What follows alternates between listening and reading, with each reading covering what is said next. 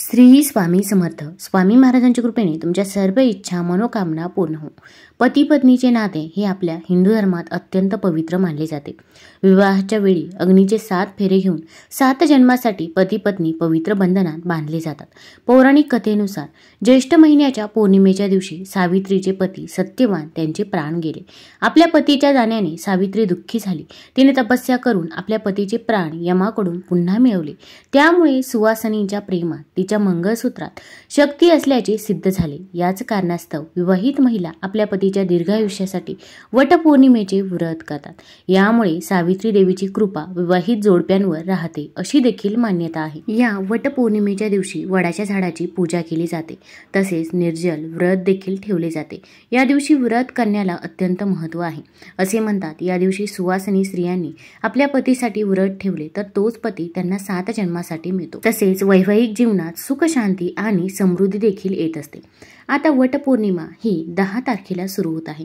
10 तारखेला सकाळी 11:35 ही पौर्णिमा तिथी सुरू होणार असून या पौर्णिमे तिथीची समाप्ती 11 जूनला दुपारी 1:13 समाप्त होणार आहे.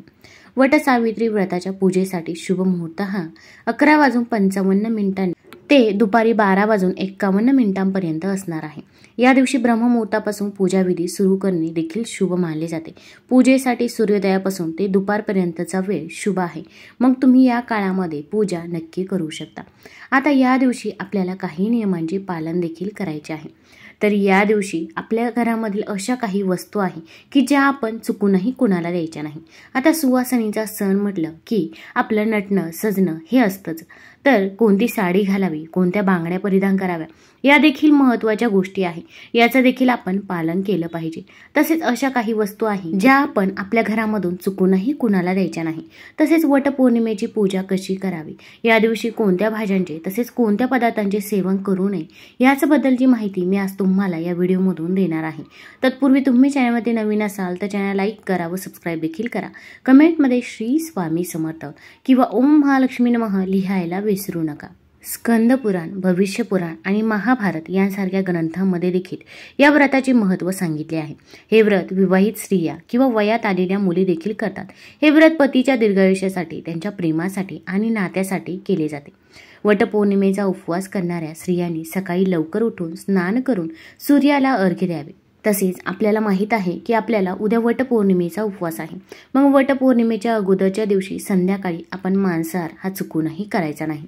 तसेच जेवणामध्ये कांदा लसूण याचा देखील समावेश करायचा नाही, कारण की कांदा लसूण हा तामसिक आहारामध्ये मोडला जातो. तर या गोष्टींचे पालन आपण आवर्जून करायचे आहे. आता वटपौर्णिमेच्या दिवशी आपण जेव्हा वडाची पूजा करत असतो तेव्हा तिथे सर्वात प्रथम आपण एक दिवा प्रज्वलित करायचा आहे आणि या दिव्याने वडाला कोणताही त्रास होणार नाही याची तुम्ही काळजी घ्यावी. किंवा अगदी अगरबत्ती प्रज्वलित केली तरी पण चालेल. प्रथम सुपारीची गणपतीची स्थापना तिथे करावी. गणपतीची हळदी कुंकू अक्षता वाहून पंचोपचार पूजा करावी. नंतर सती मातेच्या मूर्ती किंवा मूर्ती उपलब्ध नसल्यास इतर अजून एक सुपारीची पण पंचोपचार पूजा करावी. हळदी कुंकू, काळी पोत, हिरव्या बांगड्या हे सौभाग्य अलंकार आपण तिथे सावित्री मातेला अर्पण करायचं आहे. तसेच त्यावरती एक आंबा देखील ठेवायचा आहे. थोडेसे गहू ठेवायचे आहे. अगदी आपण जशी ओटी भरत असतो तशा प्रकारे आपण तिथे ओटी भरली तरी पण चालेल.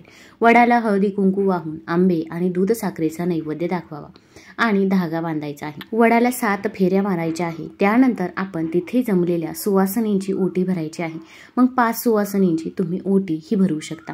आता वटपौर्णिमेची पूजा करत असताना आपण काही गोष्टींची काळजी घेणे देखील अत्यंत गरजेचं आहे. आता वटपौर्णिमेची पूजा ही घरी देखील करता येते. मग अगदी तुम्ही वडाची फांदी आणून देखील पूजा करू शकता. पण हे मात्र काही योग्य नाही. मला ऑफिसला बाहेर जावं लागतं किंवा इतर काही कामासाठी बाहेर जावं लागतं आणि तुम्हाला पूजेसाठी वेळ नाही. अशा वेळेस तुम्ही अगदी एखादं वडाचं झाड घरी आणलं आणि नंतर त्याची पूजा करून त्याचं वृक्षारोपण केलं तरी पण चालेल. पण आपण वडाची फांदी असेल किंवा त्याचं पान असेल तर या दिवशी आपण चुकूनही तोडायचं नाही याची आपण काळजी घ्यायची आहे. किंवा अगदी वडाच्या झाडाचं चित्र काढून देखील तुम्ही पूजा करू शकता. पण वडाच्या झाडाची फांदी आपण या दिवशी चुकूनही तोडायची नाही याची आपण काळजी घ्यायची आहे. आता या दिवशी आपण नवीन साड्या परिधान करत असतो, पण काही गोष्टींची काळजी घ्यायची आहे. आता सुतक असेल किंवा मासिक धर्म असेल तर या काळामध्ये आपण ती साडी वापरलेली असेल तर ती साडी आपण या दिवशी चुकूनही परिधान करायची नाही. अगदी तुम्ही मी साडी साडी स्वच्छ धुतलेली आहे किंवा ड्रायक्लीन केलेली आहे, पण तरी पण आपण ती साडी या वटपौर्णिमेच्या दिवशी परिधान करायची नाही. अगदी तुम्ही नवीनच साडी परिधान केली पाहिजे असंही काही नाही. फक्त सूतक किंवा मासिक धर्माच्या काळामध्ये ती साडी वापरलेली नसावी अशी साडी आपण वटपौर्णिमेच्या पूजेसाठी वापरायची आहे. आता वटपौर्णिमेची पूजा म्हटलं की साजशृंगार हा तर येतोच. आता एकत्र महिला येऊन देखील साजशृंगार करत असतात. मग आपण एकमेकींचं साहित्य देखील वापरत असतो.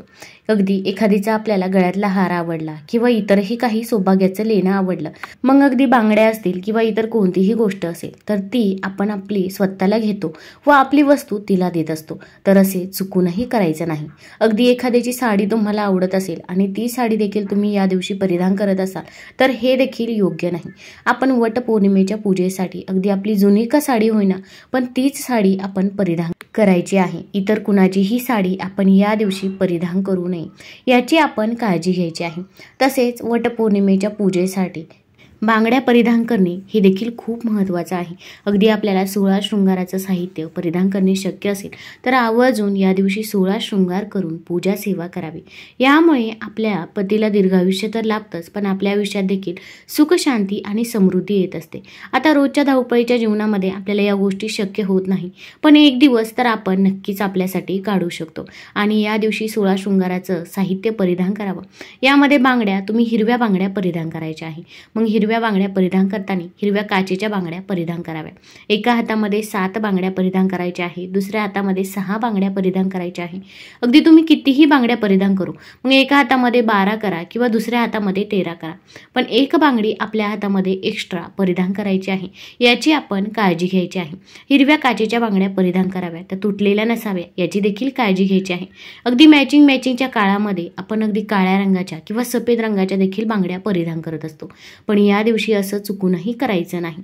आपण शक्यतो साडी जर नारंगी रंगाची असेल तर त्या रंगाच्या देखील बांगड्या परिधान करू शकता. फक्त काळा रंग, सफेद रंग हा आपण वर्ज्य करायचा आहे. तसेच या बांगड्या घातल्याचे काही फायदे देखील आहे. काचेच्या बांगड्या वाजल्याने घरातील नकारात्मक ऊर्जा दूर होते, तर दुसरीकडे धार्मिक मान्यतेनुसार काचेच्या बांगड्या सौभाग्याचं प्रतीक देखील मानल्या जातात. वैज्ञानिक फायदे सांगायचे झाले तर मनगटापासून सुमारे 6 इंचापर्यंत अनेक एक्युप्रेशर पॉइंट्स आहेत, ज्याच्या दबावामुळे शरीरातील थकवा नष्ट होऊन ऊर्जा शिल्लक राहते.